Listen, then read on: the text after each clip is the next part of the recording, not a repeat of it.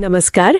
आज हम एम सिद्दीक बनाम महंत सुरेश दास मतलब अयोध्या मामले के एक बहुत ही अहम पहलू पर बात करने वाले हैं। हाँ बिल्कुल। भारतीय पुरातत्व सर्वेक्षण यानी ASI की रिपोर्ट और सुप्रीम कोर्ट ने उसे कैसे देखा इस पर। और हमारे पास स्रोत के तौर पर खुद उस फैसले के ही अंश है।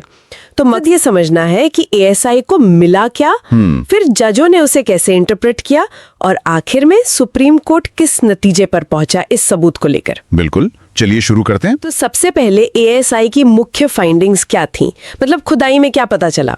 देखिए, ASI ने बताया कि वहां लगातार कंस्ट्रक्शन एक्टिविटी होती रही थी, मतलब 2nd सेंचुरी BC तक के निशान मिले हैं। अच्छा, काफी पुराने। हाँ, और सबसे अहम बात उन्होंने कहा कि जो विवादित ढांचा था उसके ठीक नीचे एक बड़ी पुरानी संरचना थी। बड़ी मतलब कितनी बड़ी? काफी बड़ी। सोचिए, 17 लाइनों में कुल 85 पिलर बेसिस मतलब खंभों के आधार मिले। 85, बाप रे। हाँ, और ये नीचे वाली संरचना थी, ये इस्लामिक नहीं थी। ये कैसे पता चला? स्टाइल के आधार पर ASI ने अंदाजा लगाया कि ये 12वीं सदी की कोई मंदिर जैसी संरचना रही होगी। ओके।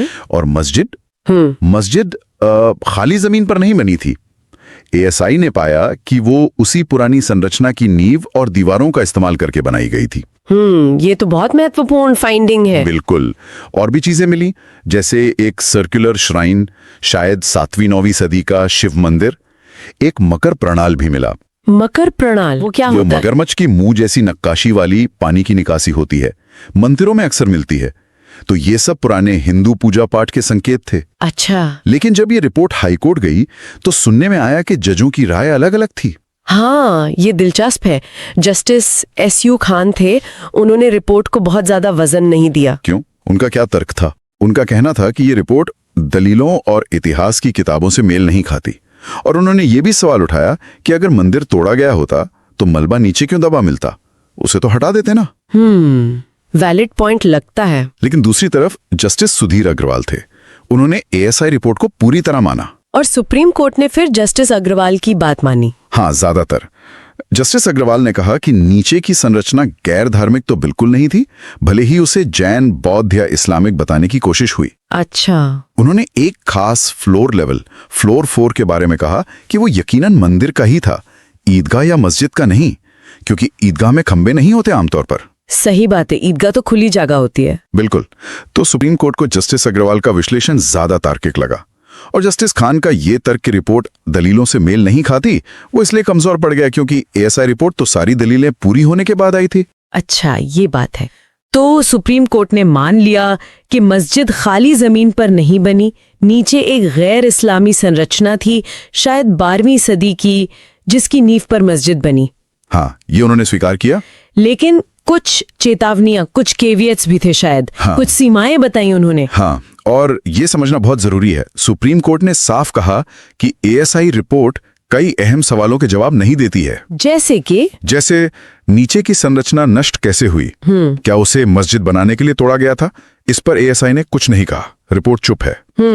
ये तो बड़ा सवाल है। और एक और बहुत बड़ा मुद्दा, टाइम गैप का। नीचे की संरचना जो 12वीं सदी की मानी गई और मस्जिद जो 16वीं सदी में बनी, मतलब करीब 400 साल का फर्क। एग्जैक्टली 400 साल।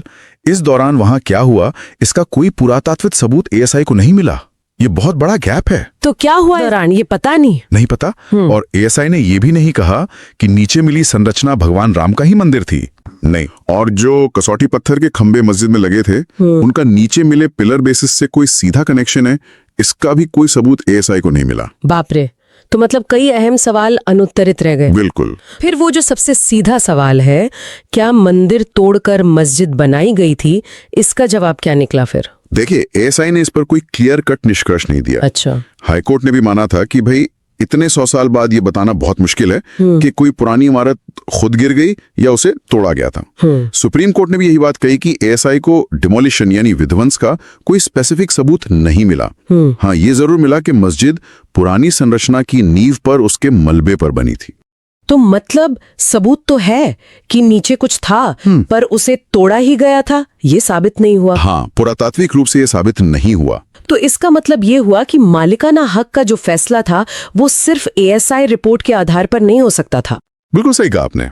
और यही इस केस का शायद सबसे महत्वपूर्ण कानूनी पहलू है।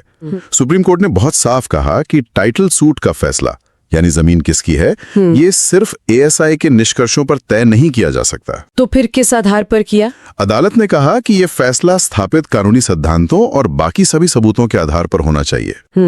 इसमें कब्जे का इतिहास देखा गया। अच्छा, किसने कब कब्जा रखा? हाँ, पूजा पाठ का पैटर्न क्या रहा, गवाहियां, दस्तावेज, ये सब कुछ। एएसआई रिपोर्ट्स इस पूरी पजल का एक टुकड़ा थी, पूरी तस्वीर नहीं। जैसे अदालत ने वो बाहरी आंगन पर हिंदुओं के लगातार कब्जे और पूजा को माना था। हाँ, और भीतरी आंगन पर जो विवादित दावे थे उन सबको भी देखा। तो एएसआई रिपोर्ट एक हिस्सा थी बस। समझ गई। तो कुल मिलाकर एएसआई रिपोर्ट ने ये तो बता दिया कि मस्जिद से पहले वहां एक अहम गैर इस्लामी इमारत थी। हाँ, ये कंफर्म हुआ। लेकिन वो क्यों और कैसे नष्ट हुई या वो ठीक किसकी थी, इन सवालों के जवाब नहीं मिले। सही। और सुप्रीम कोर्ट ने इन पुरातात्विक फाइंडिंग्स को बाकी सारे सबूतों के साथ तौलकर अपना अंतिम फैसला दिया। बिल्कुल। और यहीं पर ये एक विचार करने वाला सवाल उठता है। क्या? कि जब पुरातात्विक सबूतों में सदियों का इतना बड़ा गैप हो और वो कुछ बहुत अहम सवालों के निर्णायक जवाब न दे पाएं, तो फिर इतिहास, आस्था और ऐसे जटिल दावों वाले विवादों को सुलझाने में उन्हें कितना वजन दिया जाना चाहिए? ये वाकई सोचने वाली बात है, खासकर भविष्य के लिए।